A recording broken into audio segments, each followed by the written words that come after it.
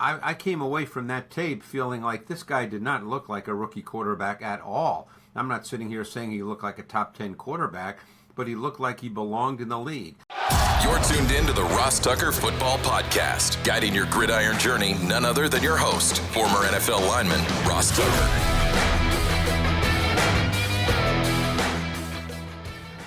Oh, yeah, it is. But it's not just any Ross Tucker Football Podcast. It is a teaching tutorial Thursday. It's also Halloween. Happy Halloween, everyone.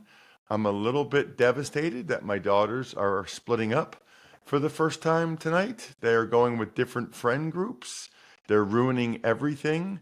Since when are they allowed to make decisions for themselves? It seems like a terrible idea, but we'll get into that a little bit later. At any rate, it's a Greg Cosell Thursday. Everybody is fired up. Everybody loves to hear Greg's breakdown. If you're not familiar, where have you been? Number one. Number two, 45 plus years at NFL Films. We'll get to Greg momentarily. Reminder, tomorrow, I'm giving out winners. And when I give out winners, I send you guys stuff. Somebody that engages with @RossTuckerPod on any social platform, or @RossTuckerNFL for that matter, when I post anything from the shows. Love sending you guys something. You can even just rate and review the show on Spotify or Apple Podcasts. Send it to me, ross@rosstucker.com. Same with anyone that does any of our sponsors. I think the easiest one is to go to westshorehome.com/Ross. Get the free estimate. That counts. You don't have to buy a remodeling project yet. Just get the free estimate. That counts. westshorehome.com/Ross. The YouTube shout out, always cool. youtube.com/Ross Tucker NFL. It's Big Show time. The Big Show.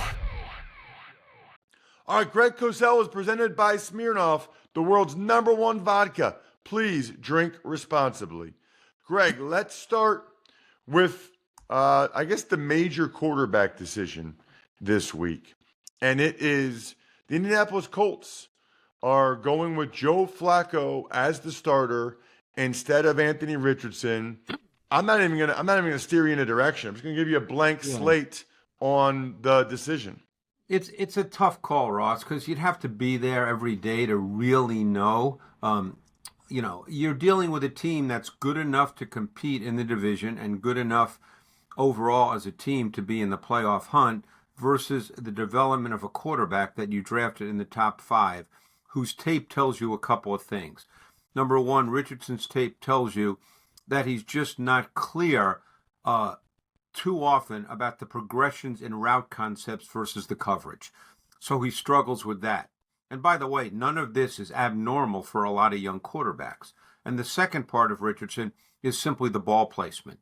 He's so erratic and scattershot with his ball placement that you simply don't know what you're going to get, even if he reads it out properly. So how do you weigh those two things against the fact that you've got a pretty solid football team with a real good running game, solid O-line, good defense, veteran coordinator in Gus Bradley, and that you can compete? It's a hard decision, but right now Richardson is not playing at a level that's necessary to be a quality starting quarterback in the league. I think that this is one thing that really bothers me, and I want to get your thoughts on it. Who decides which guys really would be better off if he sat for a year and watched versus which guys he needs to play? Like, I was so confused by how many people saying Drake May needed to watch after he started every game at North Carolina for at least 2 years. Right. And then Richardson starts 10 games, I think, in college. 13. I believe he started 13 games in college. Okay. And the thought was, he needs to play. He needs to be out there. What are you talking about? Like, how is that possible that May played every game for 2 years and he needed to watch for a while, but Richardson needed to play, yet Mahomes sat for a year? I mean, Jordan Love sat for 3 years. Who is the decider of which guys need to play and which guys would be better off sitting? Because it seems to me like maybe Richardson would be better off sitting for a little bit. Yeah, and I think that it becomes individual dependent, team dependent. I mean, you mentioned Mahomes. They had Alex Smith. It's interesting. You mentioned Drake May, and obviously, unfortunately, got hurt this week.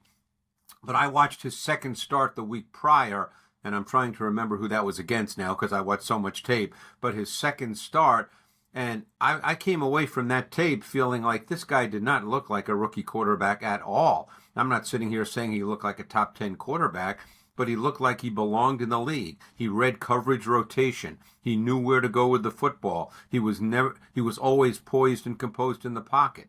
So it's really individual based, but whenever you bench a young quarterback, believe me, that's a hard decision. That's a really hard decision. They drafted him in the top 5.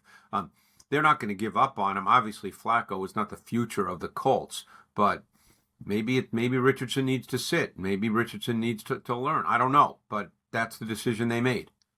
The irony is, I don't know that they do this if he doesn't tap out of the game. I feel like that gave him the excuse or the impetus to do what he probably wanted to do. You know what I would say, Greg?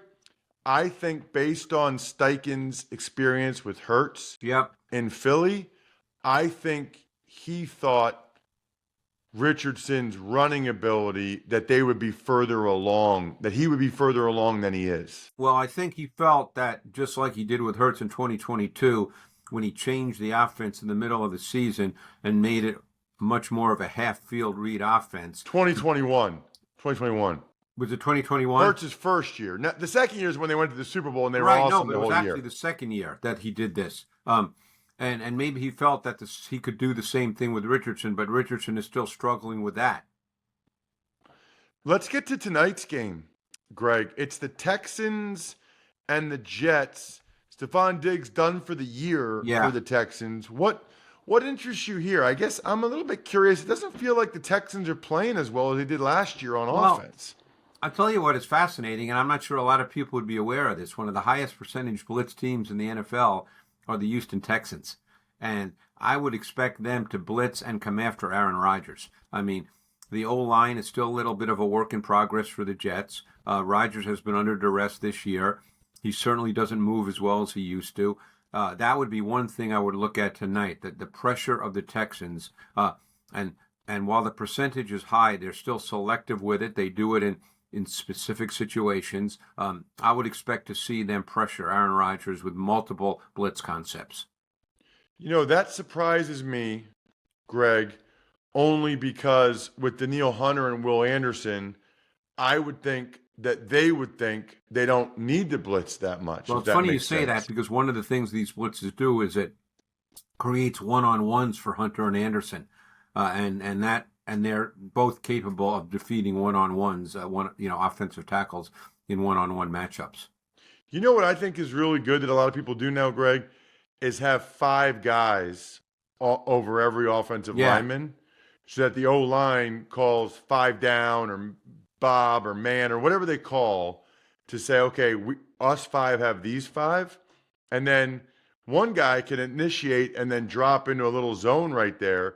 But everybody else knows they're getting one-on-ones before the snap. And you can't change the protection in the middle of the play. No.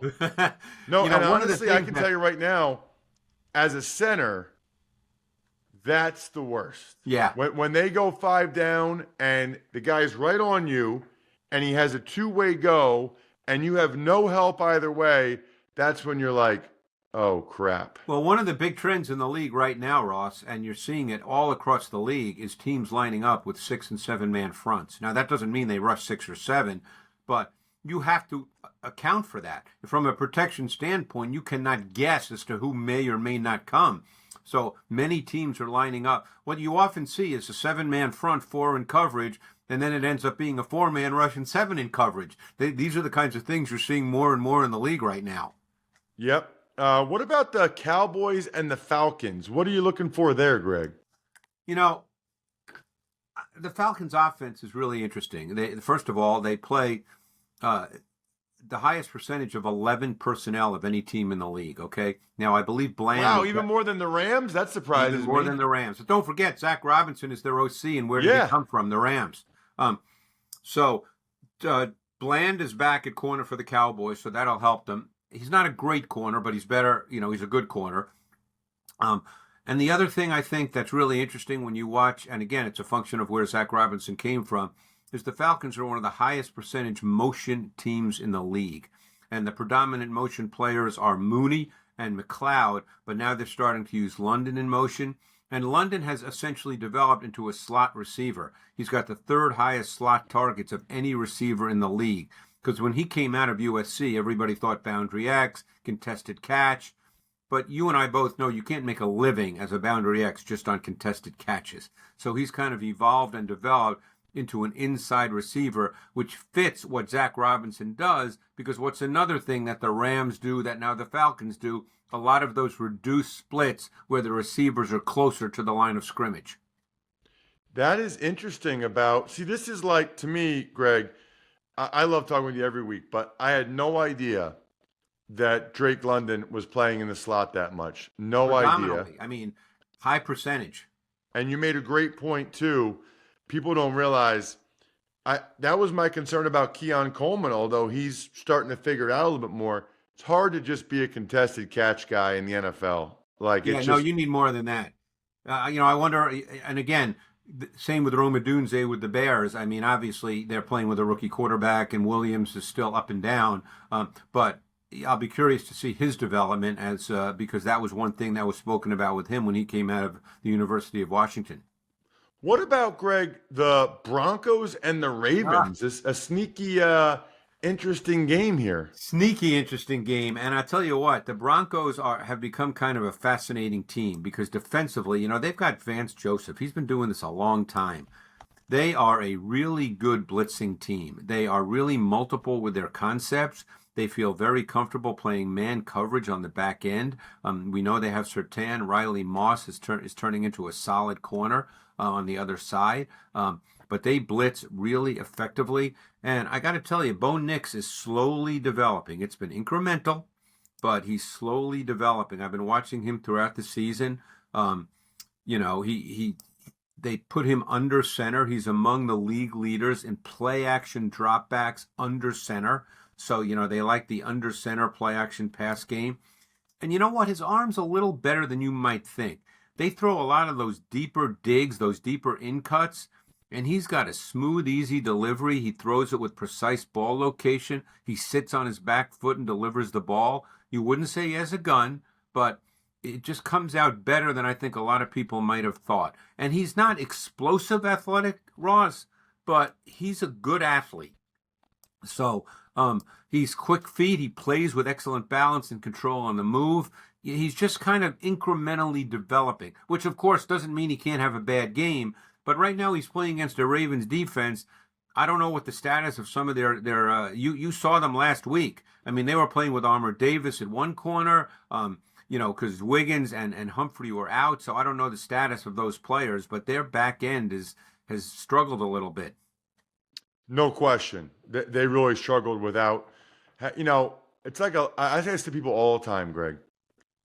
When one guy goes down, you're usually okay because teams make sure that the next guy to go in is a good player. Right. When two guys go down, that's when you're really almost every position, right?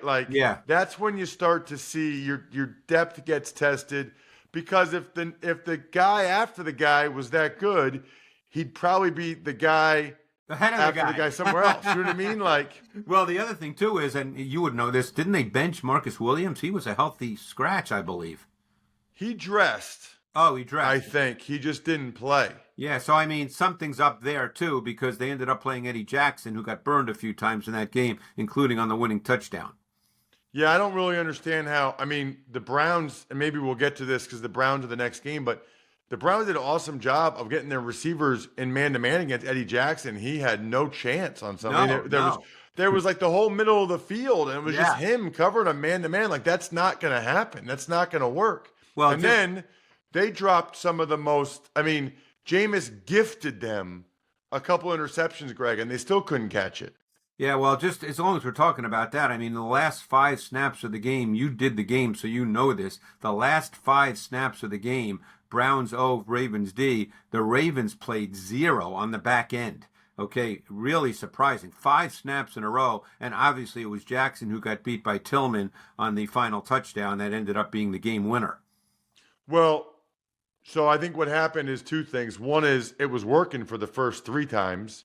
And then number two, I think they were trying to sack him out of field goal range because Right. they were, to Oh, no, try to I'm win. not Hey, questioning before the we move call. on to I'm just that saying Chargers what they. Browns, because I am interested in that, what are your thoughts on the Ravens bringing in Deontay Johnson? They had some, Aguilar and Bateman had some drops too, but I'm a little surprised, with Aguilar, Bateman, Zay Flowers, multiple tight ends.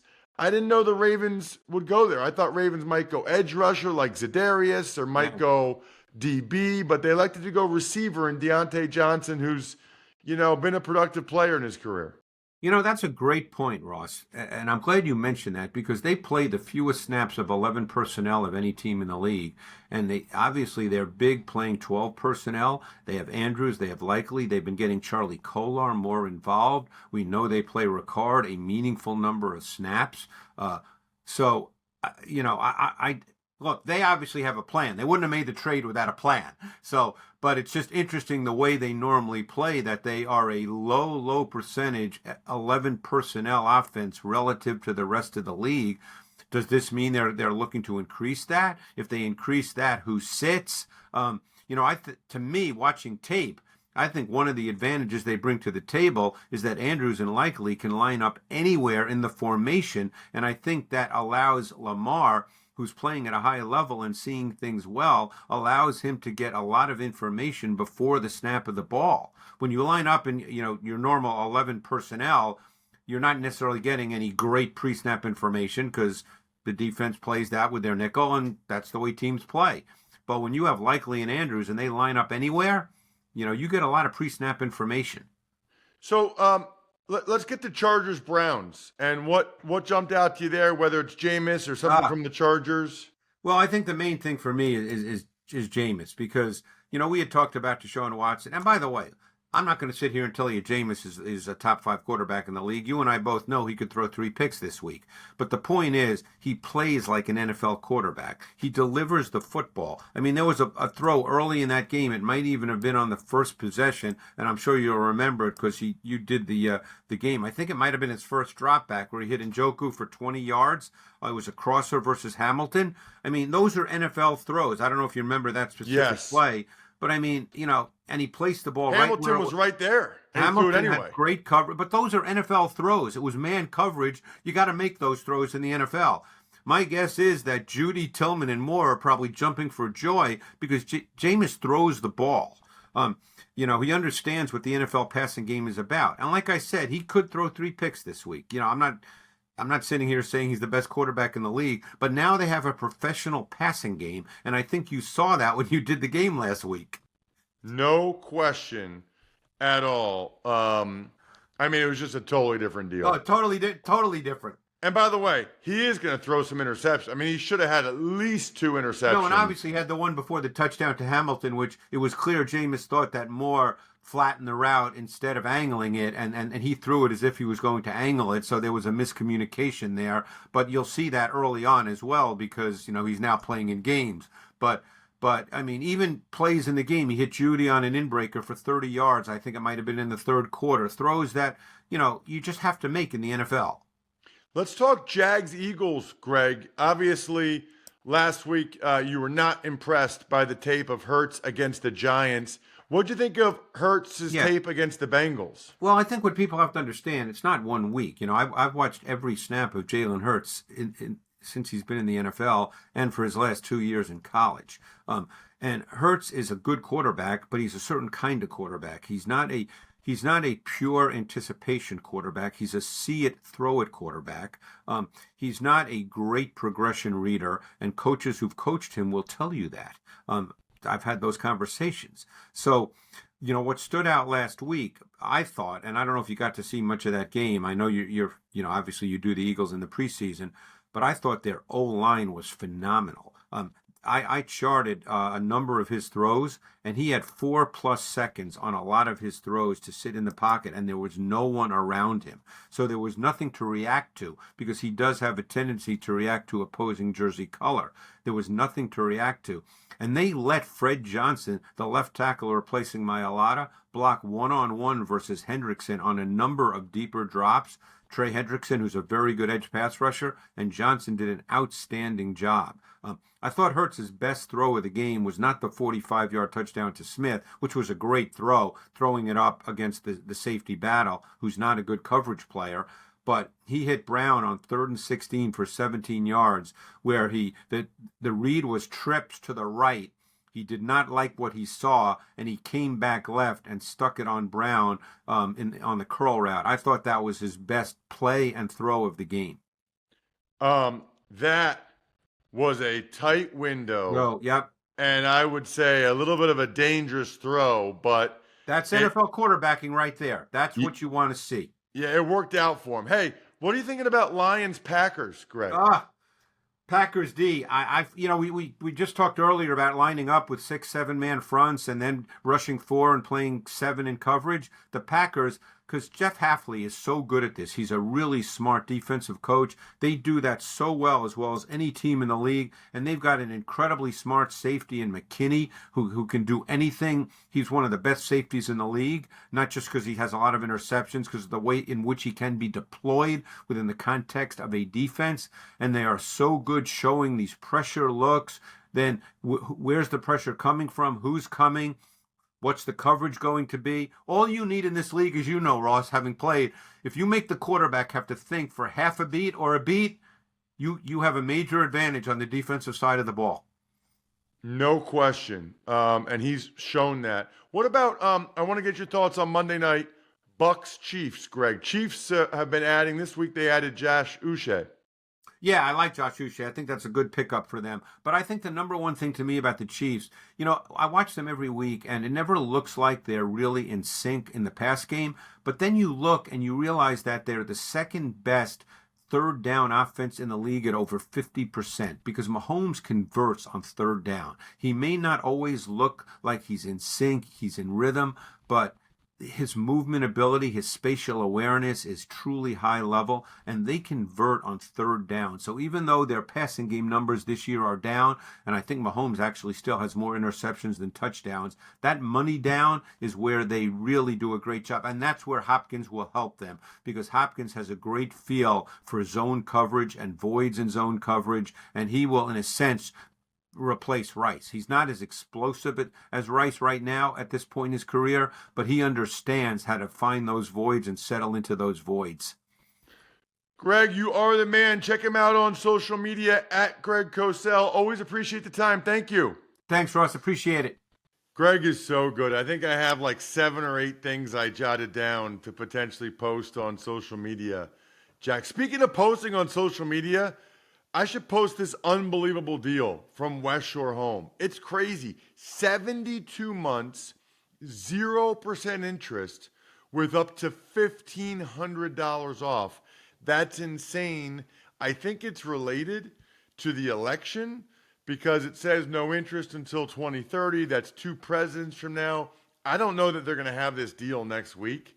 So trust me on this one.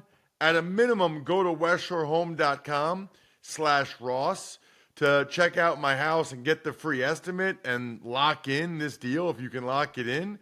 I already locked it in. In November, which is next month now, later in November, I'm getting 2 new doors from these guys. westshorehome.com/Ross. So pumped. My wife's even more pumped. westshorehome.com/Ross. Let's talk about my friends from Smirnoff, the world's #1 vodka and an official vodka partner of the NFL. I love this. Smirnoff is giving fans in select areas of the country, like maybe where you live, a chance to win the ultimate game day experience, from tickets to sideline passes and much more. All you have to do is go to GameDays.com until November 15th to enter for your chance to win. Smirnoff, we do game days. Please drink responsibly. Smirnoff number 21 vodka, distilled from grain, 40% alcohol by volume. The Smirnoff Company, New York, New York. Please do not share with anyone under legal drinking age. No purchase necessary, 21 plus, ends 11/15/24. See rules at website for participating area and other important details. Sponsored by Diageo Americas Incorporated, New York, New York. WeDoGameDays.com. Tuck's Takes. All right, Ross, we do have a game tonight. The Texans, they're facing off against the New York Jets. Who do you like in this one and why? My Thursday night football pick is presented by DraftKings. DraftKings, the crown is yours. I am really torn on this one. The Texans are not playing very well. Now they lose Stephon Diggs. They haven't been good in pass protection. The Jets can get after you with Will McDonald. Obviously, the Jets haven't been playing well at all. I honestly could go either way. I can see why the Jets are favored, but I can't predict that. I can't pick that. I mean, I wouldn't be surprised at all if the Jets win, but give me the Texans 20-17, 23-20, something like that, which I guess is an underdog and an upset. Ross's Underdog of the Week. All right. Well, today is Halloween, Ross. I'm disappointed. You didn't even notice my costume. I feel like... Oh, nice, dude. That is awesome. It's, so reminder, you can see it, like the way we record this, it's very narrow. So all I can see is that you're wearing a white jersey with a black t-shirt underneath, which by the way is a horrible look. And you've got, all I can see is the 9. Yes. So by the way, for those of you that don't watch youtube.com/Ross Tucker NFL, Jack bought a Ross Tucker jersey. Was it eBay or something? Or Yeah, it was eBay. Autographed. Ross Tucker autographed. I'm still fascinated to know who at some point got an autographed jersey from me and then thought they should sell it. Because I don't have a lot of those. So I gave that's like someone I know probably, like who is it? Which is interesting. I think that, what do you think Halloween's most about? Candy, costumes, or scaring people? I feel like now it's about costumes. I would say. I think you're probably right. I'm not into the scaring part. I am very much into the candy part. Other than that, I think we're done here.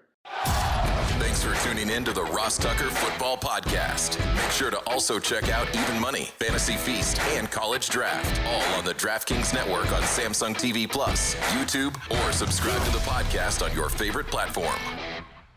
Shout out myfrontpagestory.com. How about locking in the best holiday gift you could ever give a loved one and knowing that I will send you a signed football card or picture, I think it's a 4x6, or press pass directly to you, personalized by me. You can pick the press pass. I've got a million great ones. I'm shocked that more of you don't go to myfrontpagestory.com and then send me the receipt, Ross at rosstucker.com, and say, I'll take this, Ross. I'll take this one. Backofficescheduler.com, humanheadnyc.com, Sporticulture, Pizza Boy Brewing.